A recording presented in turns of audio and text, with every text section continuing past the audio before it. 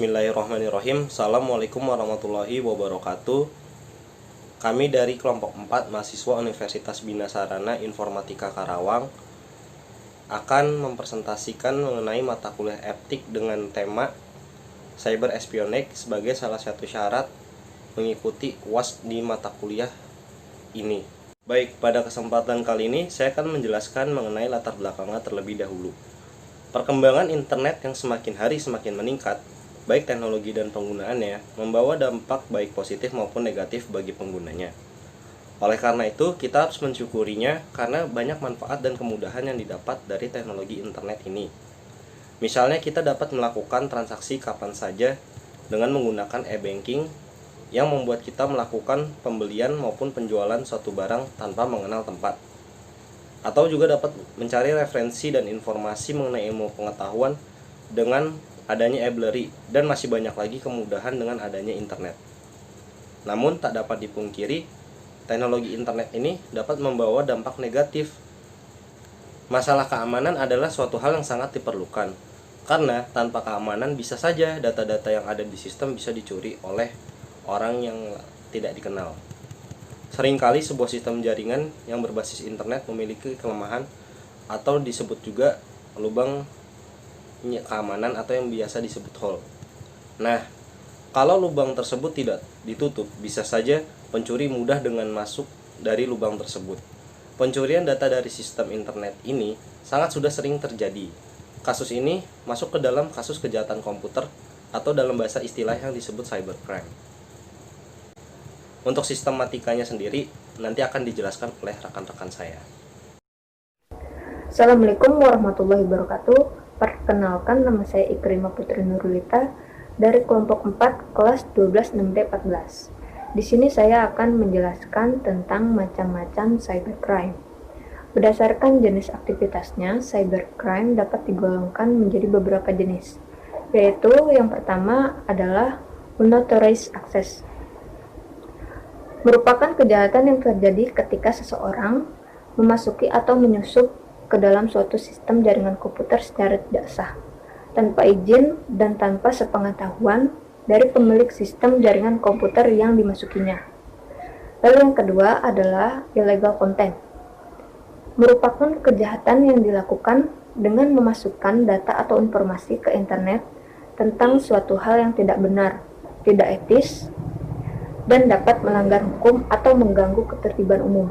Contohnya yaitu adalah penyebaran pornografi. Yang ketiga yaitu adalah penyebaran virus secara sengaja.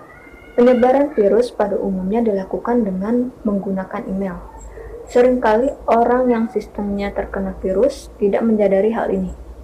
Virus ini kemudian dikirimkan ke tempat lain melalui emailnya. Lalu yang keempat adalah data forgery. Data forgery yaitu jenis kejahatan yang dilakukan dengan tujuan memasukkan data pada dokumen penting yang ada di internet. Dokumen-dokumen ini biasanya dimiliki oleh institusi atau lembaga yang memiliki situs berbasis web database. Lalu yang kelima yaitu adalah cyber espionage, sabotage, dan extortion. Cyber espionage merupakan kejahatan yang memanfaatkan jaringan internet untuk melakukan kegiatan mata-mata terhadap pihak lain. Dengan memasuki sistem jaringan komputer pihak sasarannya. Lalu yang selanjutnya itu adalah sabotage dan extortion.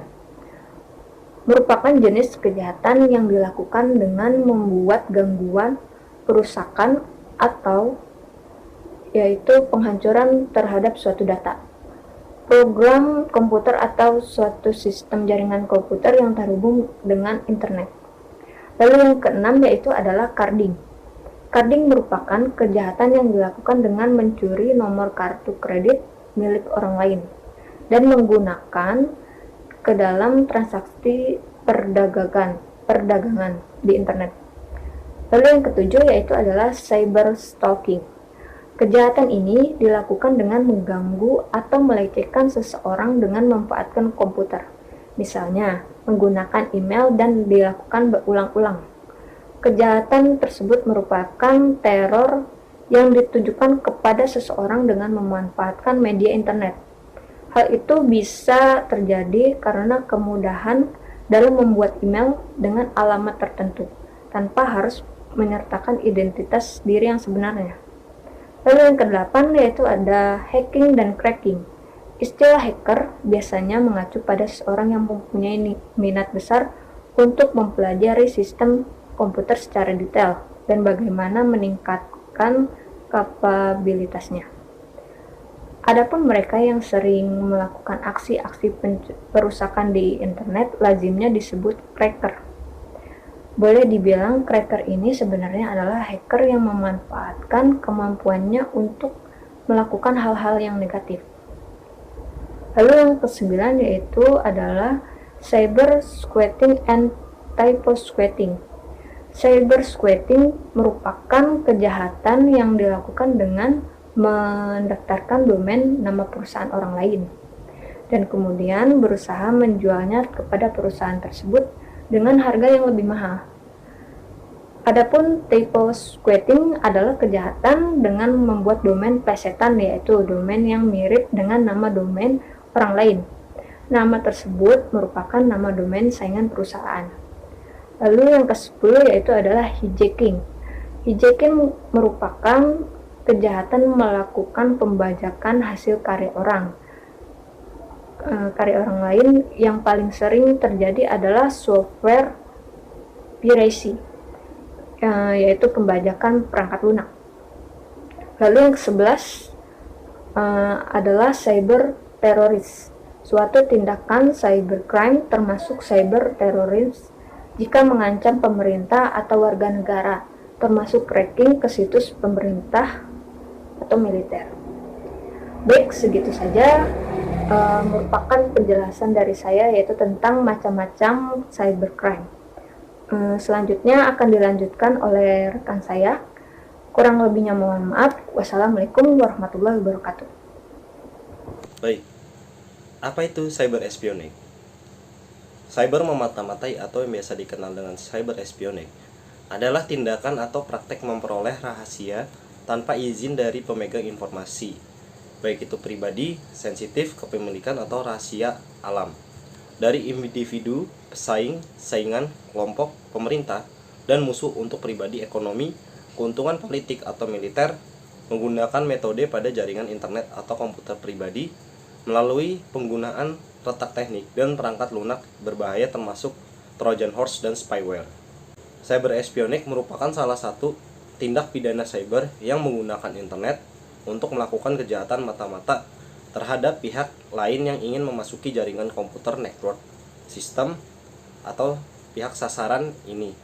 Kejahatan ini biasanya ditujukan kepada terhadap saingan bisnis yang dokumen atau data-data pentingnya tersimpan di dalam suatu sistem yang secara terkomputerized. Baik, terima kasih. Assalamualaikum, perkenalkan nama saya Farhan dari kelompok 4 kelas 12 6D14. Di sini saya akan menjelaskan tentang cara mengamankan sistem dari cyber espionase. Adapun cara untuk mengamankan sistem dari cyber espionase diantaranya sebagai berikut. 1. Melakukan pengamanan FTP, SMTP, Telnet, dan web server. 2. Memasang firewall. 3. Menggunakan kriptografi. 4. Secure Socket Layer SSL. 5. Penanggulangan global. 6. Perlunya cyber law. 7. Perlunya dukungan lembaga khusus. Demikian keterangan dari saya. Untuk selanjutnya teman saya. Assalamualaikum warahmatullahi wabarakatuh. Assalamualaikum warahmatullahi wabarakatuh. Perkenalkan, nama saya Maulana Sahrudin, kelas 12 6D14, ingin menjelaskan cara mencegah cyber espionage. Perlu adanya cyber law, yakni hukum khusus menangani kejahatan yang terjadi di internet, karena kejahatan ini berbeda dari kejahatan konvensional. perlu adanya sosialisasi lebih intensif kepada masyarakat yang dilakukan oleh lembaga-lembaga khusus. Penyedia web juga menyimpan data-data penting, diharapkan menggunakan enkripsi untuk meningkatkan keamanan. Para pengguna juga diharapkan untuk lebih waspada dan teliti. Kejahatan ini sering terjadi karena kurangnya ketelitian pengguna. Demikian penjelasan dari saya. Kurang lebihnya mohon maaf. Wabillahi taufiq wal hidayah. Wassalamualaikum warahmatullahi wabarakatuh. Dan selanjutnya akan dilanjutkan oleh rekan saya. Assalamualaikum warahmatullahi wabarakatuh, teman-teman. Nama saya Desyano Indra Sakti. Saya akan menjelaskan beberapa contoh kasus mengenai cyber espionage. Yang pertama, ada pencurian data pemerintah, di mana pada era Presiden SBY ada data yang diduga dicuri, yaitu rencana kerjasama pembuatan 50 unit pesawat tempur di PT Dirgantara Indonesia dengan Korea Selatan dalam pembuatan pesawat KF-X Korea Fighter Experiment yang diklaim lebih canggih dari pesawat F-16 pada umumnya. Nah, yang kedua itu ada pencurian data percakapan melalui malware. Jadi si pembuat malware ini menargetkan pengguna atau obrolan pribadi pengguna di aplikasi Messenger. Ya, malware ini juga menargetkan perangkat yang menginstal aplikasi bukan dari toko aplikasi Google Play Store, melainkan dari situs-situs file hosting dari pihak ketiga. Nah, jadi teman-teman yang menginstal aplikasi atau mengunduh aplikasi dari Google Play Store itu sudah dijamin keamanannya. Nah, ada beberapa contoh aplikasi Messenger yang menjadi target dari si malware ini. Yang pertama itu ada WeChat, Line, Twitter, Viber, Facebook Messenger, Skype, dan lain-lain yang aplikasi berbasis Messenger. Nah, contoh yang ketiga itu ada Zupak, yaitu malware sekaligus alat spionase dunia cyber. Nah, Zupak ini sudah ada pada tahun 2015. Ya, Zupak ini digunakan sebagai alat spionase atau mata-mata yang menjangkiti smartphone.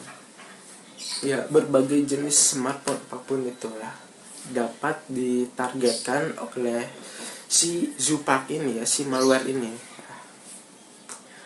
Ya, itu saja yang bisa saya sampaikan. Kurang lebihnya mohon maaf.